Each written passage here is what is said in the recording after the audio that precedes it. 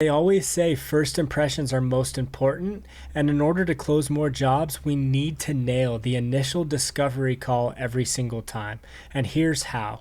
So whenever we get a lead in, whether it's Instagram, ads, Facebook, they click your link, whatever the case is, our goal is to get them on an initial discovery call.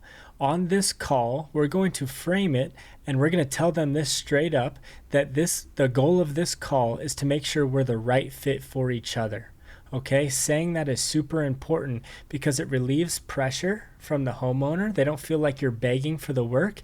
And also it shows them that you're confident, you have work, and you don't necessarily need them, right? They need you just as much as you need them. And we want to make sure we're the right fit for each other. And it's true, you don't want to be taking on a job that you can't handle or that you don't want.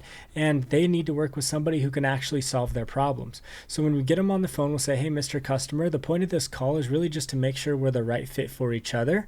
And then if we are, I'll come out and meet you at your property and we'll do a walkthrough. Okay. And then the next thing I say is, tell me about your project. I'll tell you a little bit about us and then we'll go from there. And then I'm just listening, right? They're telling me what they need, what their problems are, right? We're asking questions, how long have you lived in the house? What issues are you having? What is it you're really looking for? Blah, blah, blah. We keep it short. We let them talk most of the time. Okay. And then once they're done talking, we say, wow, Mr. Customer, that sounds great. It does sound like you'd be a great fit for us. Let me tell you about our process, right? And then we set clear expectations. Sometimes we forget because we do this all day, every day.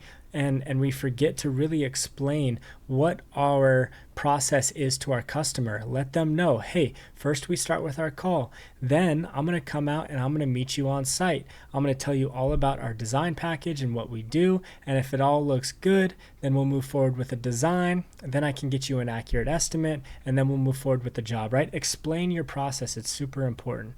Okay. And we want to make sure that we set expectations about doing a design, right? Because our goal here is to sell designs. If we sell designs, we sell more jobs. Okay. So we want to tell them, hey, Mr. Customer, here's our process. I'll come out and meet you. It sounds like it'd be a great project for us. And we do a design for every project. And the reason is, they can make all their decisions up front.